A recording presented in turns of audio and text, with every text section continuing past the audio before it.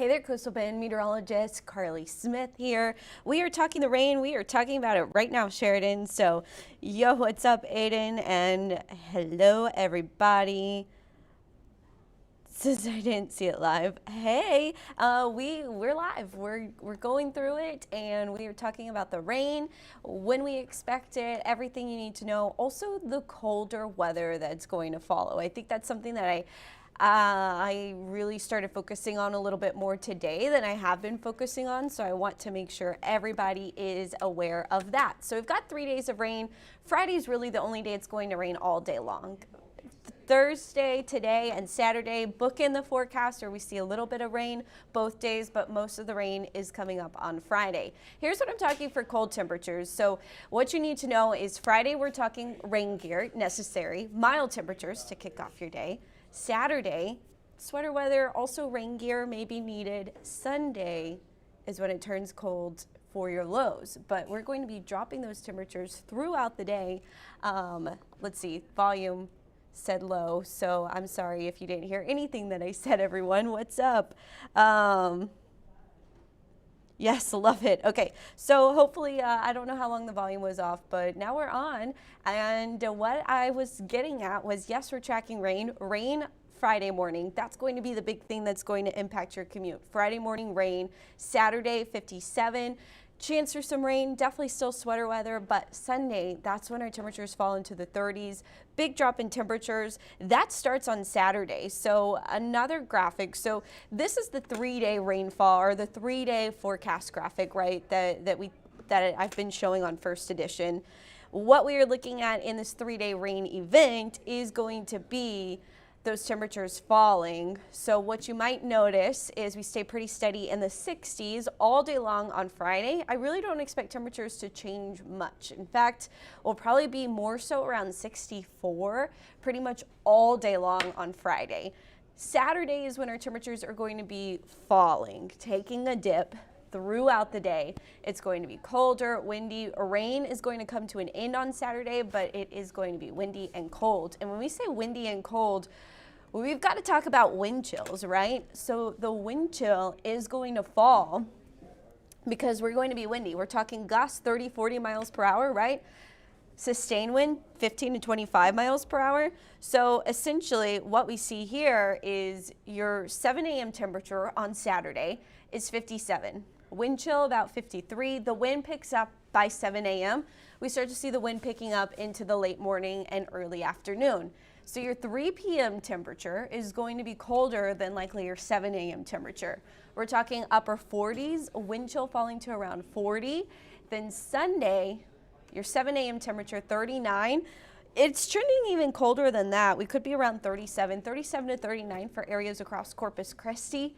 Wind chill 32. That's just the wind chill. So no need to necessarily start worrying about pipes. Plants, there may be some sensitive plants that will need a little bit of help. But the good news is when conditions are rainy, that kind of helps your plants not be as impacted as quickly by the cold weather.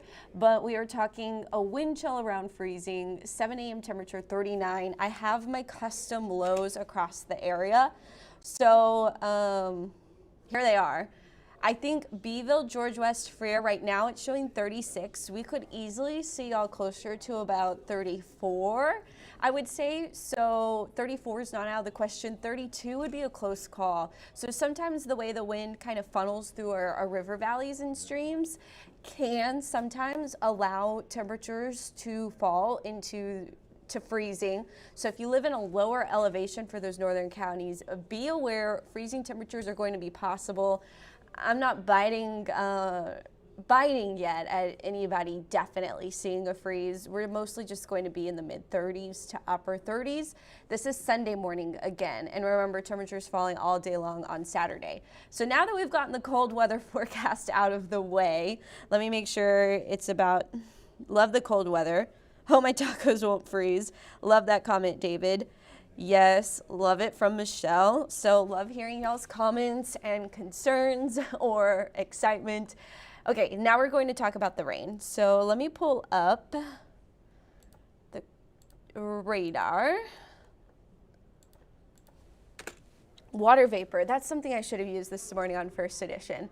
Anyway, we've got the radar loading. Do, do, do, do, do, do, do. That's what it's doing. It has a little circle on my end. Y'all can't see that, but it's there. So we're waiting. Okay, so the radar mostly clear. We've got a little bit of kind of ground clutter trying to show up from our windmills and so forth. I'm not seeing much in the way of actual rainfall until we get further south. Into portions of Mexico right along the valley. That's where there is some rain. Okay, so here's our satellite radar imagery. I'm going to change this to the water vapor. Yeah. Okay, so once this trough essentially is what it is, let me change this to include all of North America.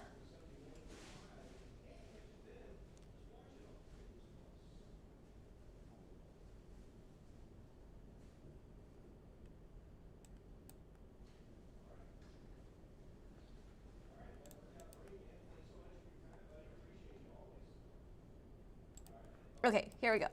So what we have going on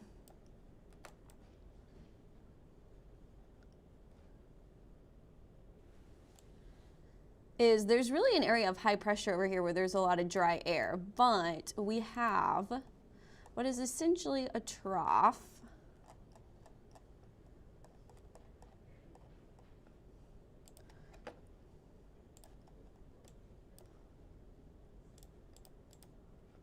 Setting up right through here, right? And so there's going to be an area of low pressure, and this low is going to be tracking this way. It's not going to make a northward push that much. It's mostly just going to track right toward the Gulf of Mexico. But what that's going to do is it is going to push all of this moisture that we're seeing. It's going to push all of this moisture. This arrow blends in. I need a different color. But it's going to push all of this moisture right here more into South Texas. And then, as I've been talking about all week long, that moisture is going to then be squeezed out by a cold front advancing from the north. So as that cold front advances at the same time this trough is pushing to the east, all of that's going to combine for a rain event, right? So let's go back. So this is how the trough is going to move. You'll see there's the trough moving over the Baja Peninsula, and then our rain increasing throughout the day on Friday. Then as the trough approaches the border of Mexico, or the Gulf Coast of Mexico, then we're going to lose our rainfall. So rain is going to be trending down throughout the day on Saturday. The cold front's going to slide south and squeeze that rain out as well. So that's the upper level forecast. Now we're going to get into the lower level forecast. So this evening, we start to see scattered rain developing across the entire area as that cold front squeezes things out. We still are going to see a chance of rain behind the cold front into Saturday morning. So I think this forecast model is a little off. Let me make sure that, okay, yeah, nothing is edited on it. So sometimes we could kind of tweak the models to what we feel will happen. This one hasn't been tweaked, which is good. But where is the current curve? Okay, so this model, I think, is doing a little bit of a better job at keeping rain in the region. So we are going to see all models are pretty much in agreement that after midnight, we've got widespread rain across the coastal bend. So essentially today around dinner time, scattered to numerous showers start to develop. Then as we head to midnight, we start to see numerous to widespread rain across the coastal bend. Then this is basically 100% chance of rainfall right here at 6 a.m. So 6 a.m., right at the time you're getting your kids ready to go to school, you're getting ready to go to work, we have a 100% chance of rain. That's pretty much going to continue until we get into Friday afternoon. So this model does tend to overdo things, but with that being said, I still think we're tracking numerous to widespread rain into Friday afternoon. We will have some breaks showing up Friday evening and overnight into Saturday. But notice once the wind, so this model only goes out till Saturday around 6 a.m. Still looking rainy, but notice the wind picks up. So we've got northeast wind 11 miles per hour Saturday right after midnight. Then it shifts out of the north. That's the cold front moving through. Then our wind picks up. And once it picks up out of the north, that's going to filter in drier air and take our rain away. So by mid to late morning, the rain will be trending down on Saturday, and it will look more like this forecast, right? But hold on, where's the other one? The bigger view. It will look more like this forecast, but I think it's going to be a little bit later than this one is showing. So I'm thinking more 6, 7, 8. We're trending down with the rain on Saturday. And then the drier air really filters in Saturday afternoon. And that's going to then also continue to drop our temperatures as our air gets drier and colder from those northerly winds that are going to be pretty strong. And so that's what's going to trigger those wind chills that we talked about earlier in this Facebook Live. So if you're just now joining us, here are the main things you need to know in graphic form. So we went through it in Futurecast. Now, graphic-wise, rainfall picks up this evening. We're talking scattered rain tonight to numerous showers after midnight to widespread rain tomorrow by the time you're headed out the door. That's going to stick around through through lunchtime during the day on Friday. Friday evening, the rain starts to become a bit more scattered, but essentially, we're mostly tracking light rain. So what that means for you is that our flood risk is going to be lower because the rain, while it will fall for a long period of time, it's mostly going to be light. Now, I did add orange for moderate rainfall, 8 a.m. to 8 p.m. on Friday. That's still going to be hit or miss. That's going to be pockets of moderate rain. It does not mean that we're going to see widespread moderate rain across the region, but we are going to see widespread light to moderate showers across the entire coastal bend.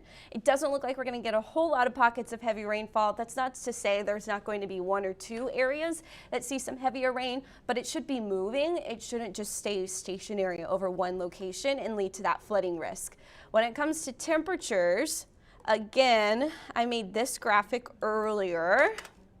So I mentioned the colder, drier air moving in Saturday afternoon. So your 3 p.m. temperature is going to be colder than your 7 a.m. temperature. This is Saturday. Saturday at 7 a.m., 57, wind chill 53. Saturday at 3 p.m., 47, wind chill 40. Sunday morning, 7 a.m., we're in the 30s. Our wind chill is around freezing. Some areas in our northern counties may see some wind chills in the upper 20s as low temperatures are in the mid 30s, around 34 degrees into some of those parts. So that is what we are looking at. Here's your 7-day forecast. So once that high pressure kind of settles in and then starts to shift off to the east, that's when we're going to see sunshine returning. So it will be chilly with sunshine on Sunday.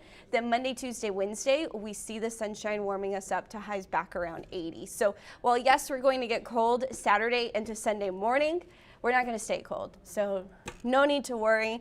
I will not be wrapping my pipes or anything unless the high resolution model data comes out tomorrow and it's trending way colder, but I don't see that happening. I see us staying in the mid to upper 30s. Again, Beeville, those locations to the northwest may see temperatures into Live Oak County also may see some mid to low 30s, but 32 degrees, I think, is as low as we'll go. Definitely not talking a hard freeze for those northwestern locations. So pretty nice, perfect weather by Monday. We don't get too humid. Humidity does go back up by Tuesday and Wednesday. So let's see. Light rain, very few pockets of hard downfalls. Most of it's going to be fairly light across the area, David. When the temperatures drop, the temperatures are dropping Saturday afternoon. So, well, really morning, all day. So we'll be 57 in the morning, then temperatures will continue to fall into the 40s and then the 30s by Sunday. Then, so that was Belinda's question. What time should the rain start today? It's going to be hit or miss throughout the day today, but most of it's going to pick up after the sun sets. The widespread rain is after midnight. So you're going to have rain by the time you're headed out the door tomorrow morning. Until then, it's a little bit more scattered until we get closer to 4 or 5 a.m. tomorrow. So that was,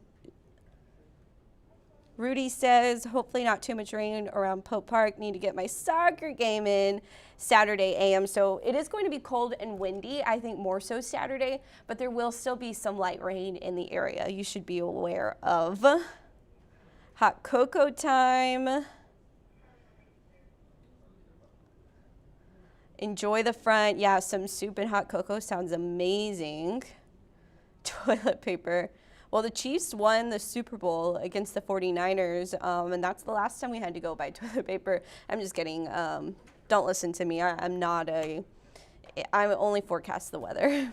Roller coaster weather this weekend, and Arturo has, hey, Carly, nice weather. So that's pretty much it. I went through everything I wanted to go through. I just want to make sure everyone is aware, yes, we're getting rain throughout the day on Friday, and then, yes, it's turning cold on Saturday. Saturday is going to be cold.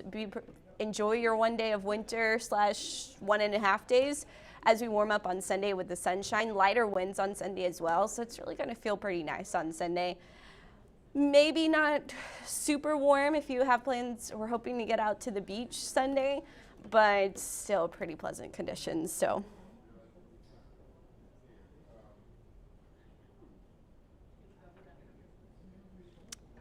I love stuff that makes me, I love to eat things that make me happy. That's for sure, Ronnie. Thank you so much, Pearl.